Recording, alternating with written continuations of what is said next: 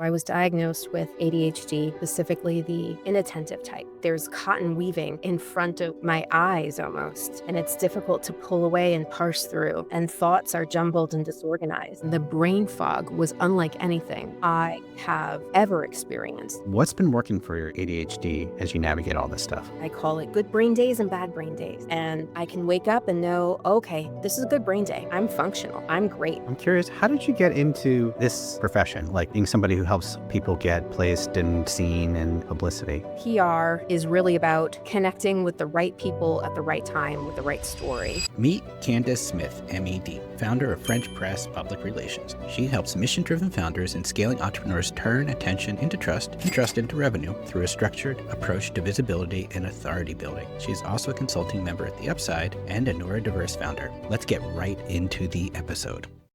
Hey, it's Steve, and I'm super excited to let you know that the next cohort of Focus Formula is starting June 2nd. In 6 weeks, you will build and install a weekly system that works with your ADHD brain so you can prioritize what matters, start with ease, and stay focused through the finish. By the end, you'll feel more calm, more capable, and more proud of your progress. If you're ready to turn your brilliant chaos into consistent growth and freedom, the Focus Formula program is for you. You can apply now with the link below. Hope to see you there.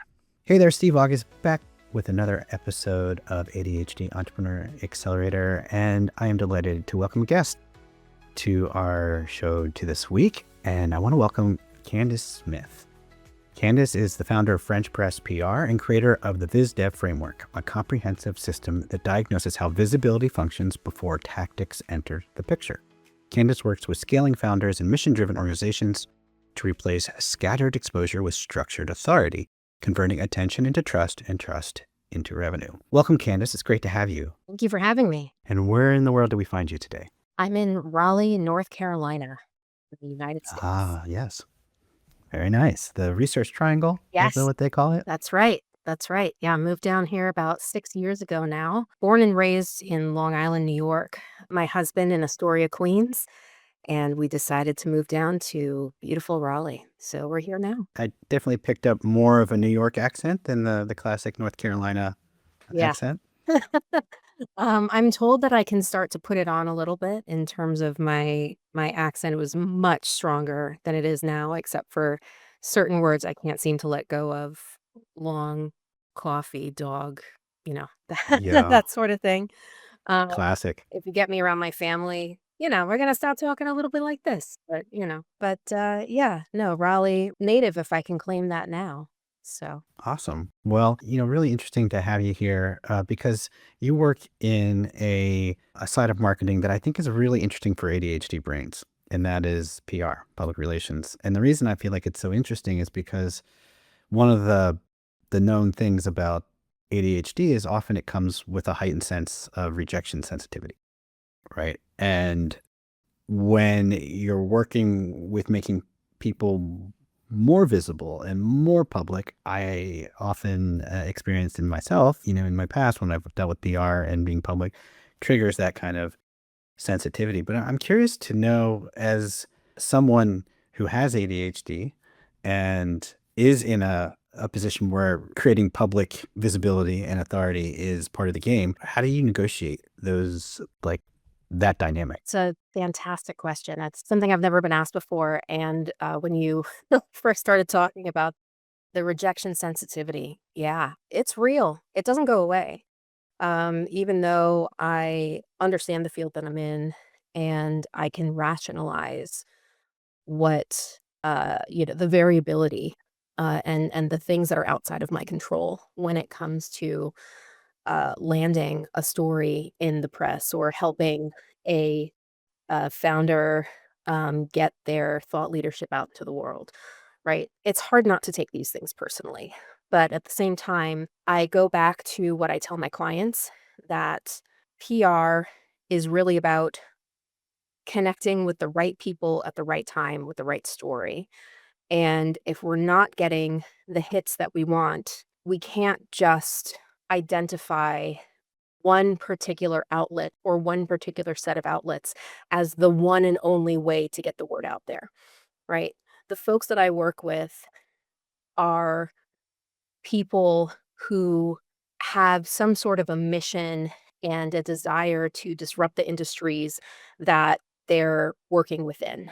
And sometimes their message is going to land with certain people, and sometimes it won't, right? There's a lot of polarizing ideas out there, especially when it comes to mission driven founders. So for me and my clients, I have to sit down with them and say, listen, we're going to test these things and we're going to approach this as an experiment. And we need to look at the data. We need to understand what the data is telling us, that maybe a particular channel is not the right one right now. And why is that? What are the things that we need to be looking at? Maybe instead of going for the tier one publications, trying to get into New York Times right off the bat, when you don't have massive numbers, massive metrics, something that might, especially timely story angle that might help get the story into that particular outlet. Instead, let's take a look at where you're providing value for your ideal client avatar. Let's take a look at the specific places where you can connect with somebody more quickly. And maybe we just need to adjust our timeline. I'll give you an example. I had a client, author, incredibly brilliant, worked on a nonfiction book and was about to launch and was also working with a publisher as well. So we had the dual PR focus. We were focusing more on thought leadership, and the publisher was focusing more on book PR. And with that, my client couldn't understand why he wasn't getting the big features that he was expecting. I said, let's take another tactic right now, because while we're doing the bigger pitches, let's also think about your major skill sets. You connect with people when they can speak to you. Why don't we try podcasts?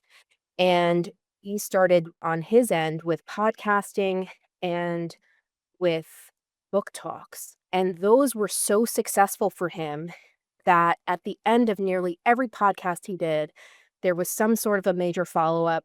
Those people ended up reading his book, giving him major accolades, connecting him to other folks. He ended up getting a in front of a Ivy League university that invited him to be on the board of one of their brand new organizations because of all of the networking that ended up coming from these other opportunities that we did. So it's tough, yes, especially when you have a super niche idea of what you're trying to hit in PR, but there are always other avenues to explore as well. Your visibility story is not necessarily going to be somebody else's, and we have to take a look at what those opportunities look like. So let's just step back a moment. And I'm curious, how did you get into this profession? Like in like being somebody who helps people get placed and seen and publicity? I always say it's a very circuitous path. I didn't start out in agency life. I didn't major in comms or PR in college. I started out as a child. I felt very invisible for reasons we don't have to get into. But I felt invisible in a lot of areas of my life. But I also read a lot of books and I became obsessed with storytelling. I wanted to become a writer. And when I ended up getting into college, um, I found that my love for storytelling ended up coinciding with a desire to learn how to tell my own story. I started to explore my own identity more. I raised, um, I'm a biracial Latina. I don't necessarily appear, I'm pretty white presenting, I would say. And there's a lot of guilt that can come with that. And so learning how to tell and embrace both sides of my identity became really big for me. And after I graduated from college, being the first in my family to go to and graduate from college, I ended up going into education with the hope that I could inspire other students to tell their stories. And I found that most students in the classroom were also facing the same invisibility. They had a lot to say, but were constrained by the curriculum. They were constrained by the expectations that have been put on them to perform according to these tested standards. And and things like that. And I was only one of me, and I had 30 students to work with 3 times a day. And that led me to found my first company in education technology to reduce the student teacher ratio and help students actually be able to share, here's what I'm not understanding, or have the student be able to explain what their thought process is and have the teacher be able to say, oh, here's where you're not understanding, right? So being able to help close those learning gaps became my first company. And as I ended up in that mission-driven education technology space after I left Teach for America, I met so many other mission-driven founders who were so passionate, ideals first, and learning how to represent themselves. And a lot of them were unfortunately facing that invisibility question. And so the more that I learned myself how to tell my story to the press, I became very successful. I was able to get into outlets like Business Insider and Oprah and Forbes, and I had other founders come to me and say, how did you do this? Where did you learn how to do this?" And I realized that I had nurtured my storytelling ability to be able to connect with the right people at the right time, tell the right story, and that I love doing that. And so I started actually mentoring and educating, teaching workshops to other founders in my networks. And that ended up leading to where French Press is today. Those workshops became mentoring relationships, became client relationships. That's quite an interesting tale, and it seems like you've come through a number of different phases in how you like how storytelling has become, you know, part of your experience. I'm curious, where did ADHD first start showing up for you? When did that show up on your radar as something that you became aware that you were experiencing? I was 30 years old and I went to my primary care physician, still with her now. She's fantastic. Shout out to Dr. Fowler. She and I had some great conversations about a a hormone disorder that I have called premenstrual dysphoric disorder, PMDD. And that's something I was diagnosed with in college when I was 18 years old. Um, and PMDD, unlike PMS, is not just something that occurs physically in the body and is directly associated with cycle, although it is still connected. It's actually a genetic variant in the brain that recognizes the hormones that are produced during the luteal phase of your cycle to have both mental and physical side effects. And one of those is brain fog. It can be extreme, extreme depression, anger, emotional variability. Um, it makes ADHD worse and the presentation of ADHD worse. And then there are a whole host of other physical symptoms. This is not medically accurate, but I like to liken it to when my brain produces the hormones during the luteal cycle, my another part of my brain acts like it's an allergen and attack. And so it feels almost like an autoimmune response. We were actually looking to see, do I have lupus? Do I have, fibromyalgia? What is presenting? And so during that conversation, attention span came up and ADHD came up. And I was telling her about all the times that I call it good brain days and bad brain days. I can wake up and know, okay, this is a good brain day. I'm functional. I'm great. I'm firing on all cylinders. And then other days I will wake up and I know, I feel it. It feels tangible almost.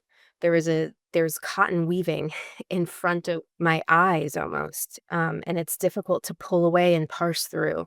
And thoughts are jumbled and disorganized. And so she had me reach out to a psychiatrist to, double, triple check. And so I was diagnosed with ADHD, specifically the inattentive type.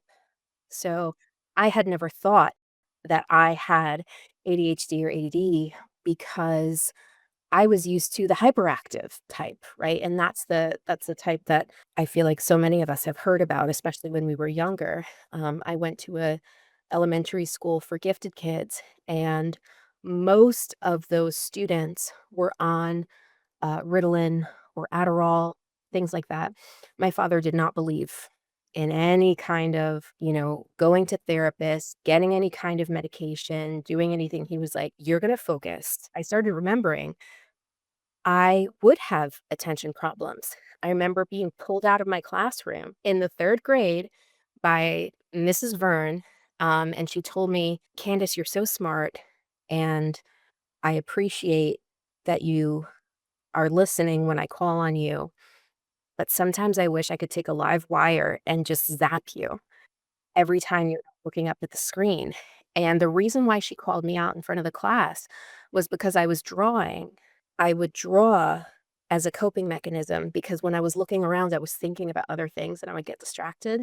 But when I was drawing, I was listening. And so she would get so frustrated with me because she'd call on me expecting me not to pay attention. And I would give her the exact answer that she was looking for. And it drove her batty. And I ended up learning to change that coping mechanism into taking copious notes. So I would start writing down everything that somebody was saying. And I've been called out too at times like, what am I saying that's that interesting? Like, what are you taking pages and pages? I'm like, it helps me. If I'm looking at you, I'm thinking about how your hair is done. I'm looking at your clothing. I'm looking at your gesticulations. I'm not focusing. So it all starts to make sense. Yeah, I mean, I think it's a really interesting experience. I got diagnosed late in life at 54.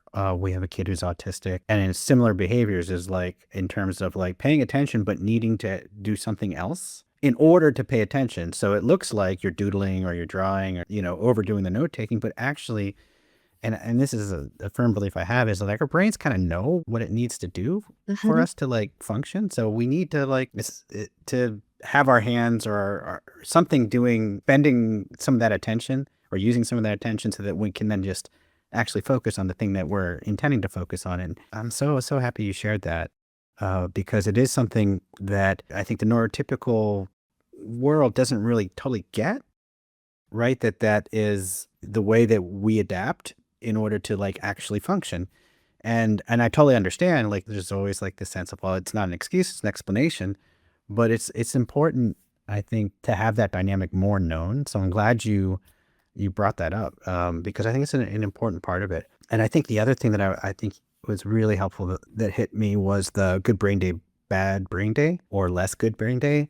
Because I think one of the things that a lot of ADHD folks struggle with is having the expectation that the brain's going to show up the same way each day.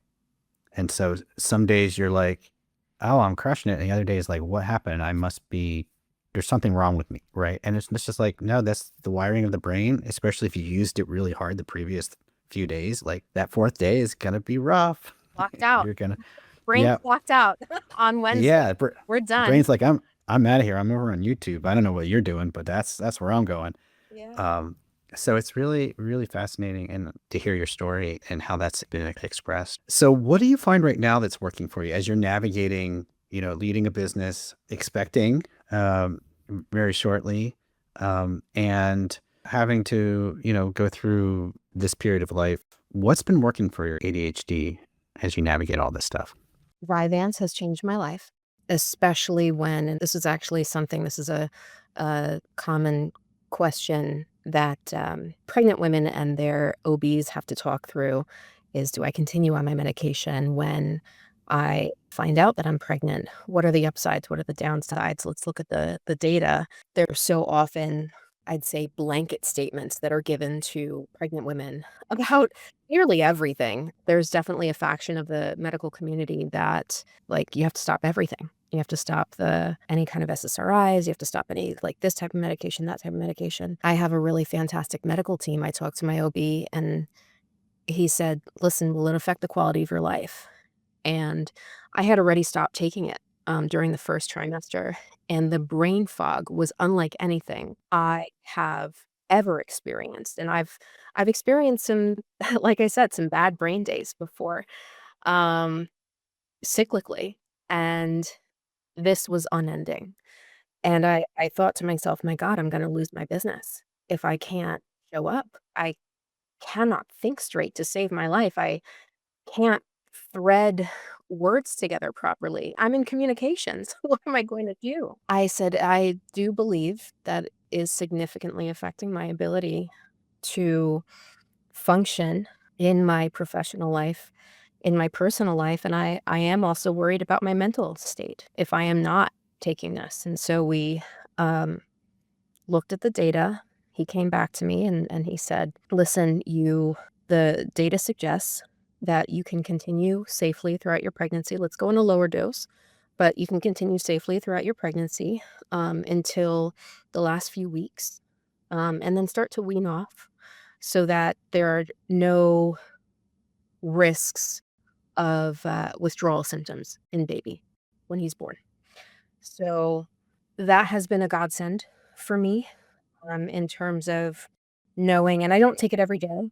I don't have to take it every day. When I have the bad brain days and I wake up and I feel that, I know that supplementation is only helping me. I'm using tools like AI, like some of the Otter transcripts. Actually, I'm using a Otter transcript right now because I want to make sure that I can look back at something that we've said and I'm not losing the thread of conversation because if you notice, I'm not taking notes right now. Right. So that helps me stay on track. It gives me a little bit of a something to fall back on, a safety net. I have a lot of structure that I've set up in my business and within my team to ensure that new tasks that come up or unexpected conversations that we've had throughout the day can be logged appropriately and can be checked up on. So over time, we've worked together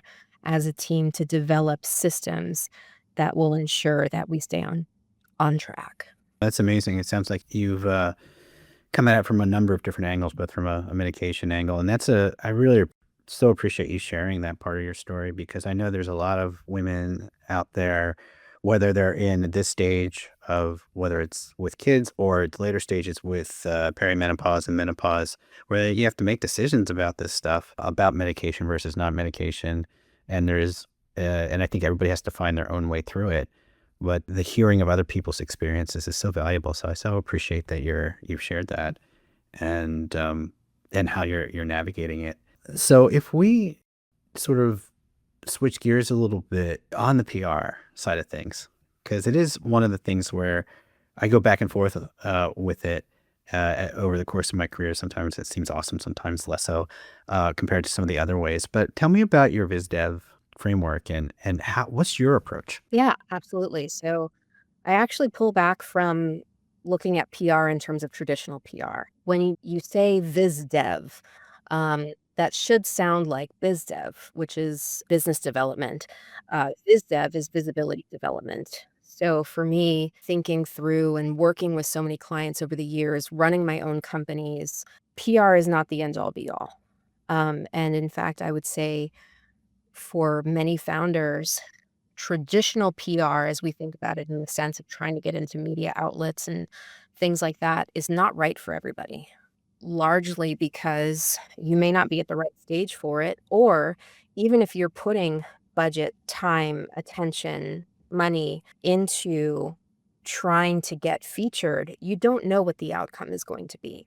You don't know, especially now, if the traditional outlets that you're trying to get into are necessarily going to give you the return that you're looking for. They're going to get in front of the right eyeballs.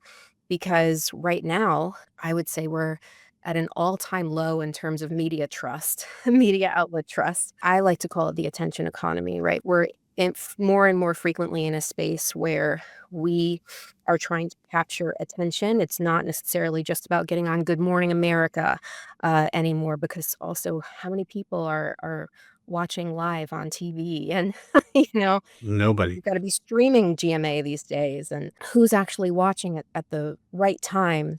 And there's so much pay to play. Things are getting buried. Constant need for creation of content, and both attention and media sources are becoming increasingly more fragmented, whether it's within podcasts, within Substacks, newsletters, what have you. So going back to this idea of visibility, I say that visibility is the combination of PR and marketing together as a system.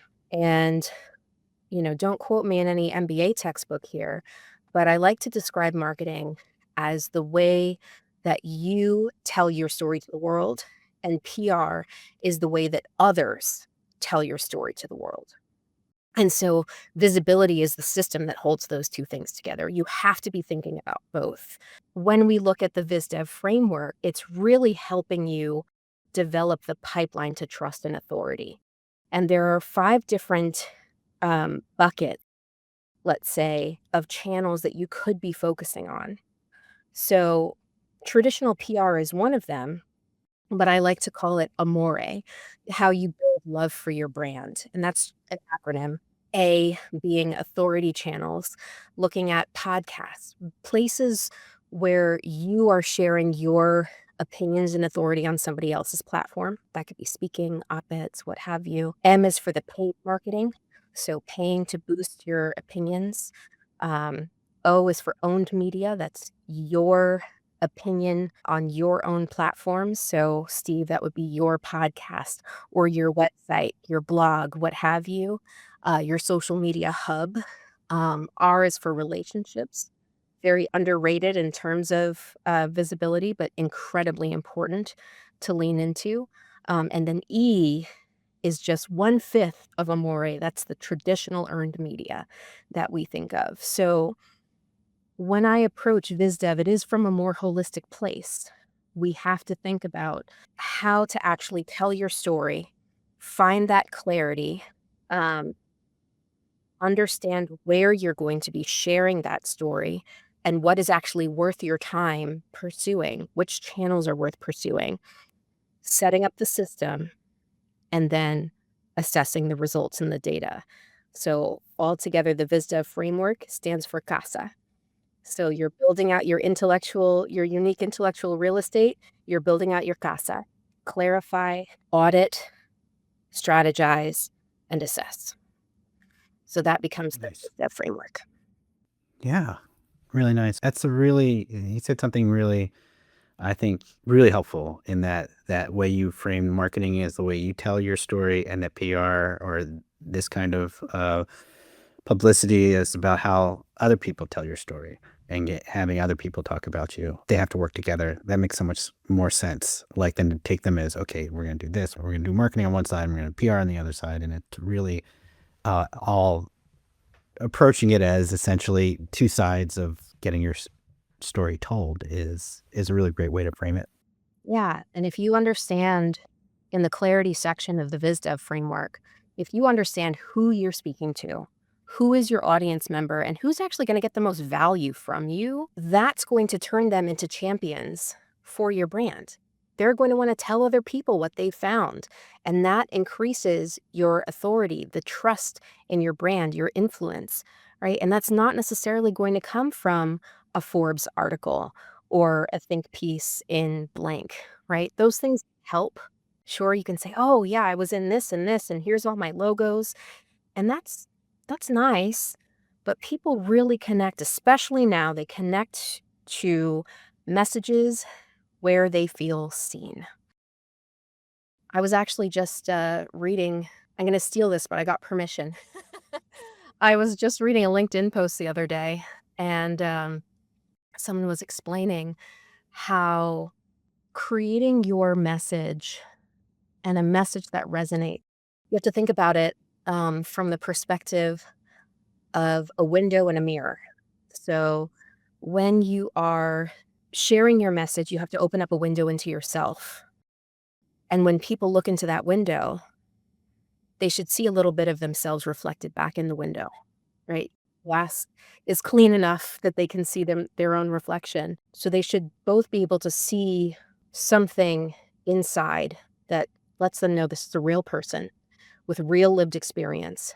And also, I see myself in this. And that's what you want to connect to. I feel like the times where things are really clicking is when I'm telling my story, but in fact, I'm actually also telling their story because it's so aligned. And that's when things really like post jump and things happen, and everything sort of flows downstream from how connected you are to your customer story. Exactly. And, we're seeing it more and more now on the opposite side with AI. I call it the race to mediocrity.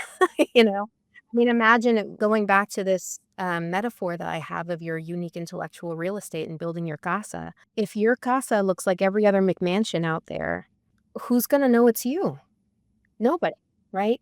And so all the effort or or lack of effort or whatever you've put into this prompting of AI to help you just generate more noise, it's going to be worthless ultimately because there's nothing in there that really makes you stand out. AI amplifies what you give it. And so if you give it generic, if you give it confused, lack of direction, that's what you will get.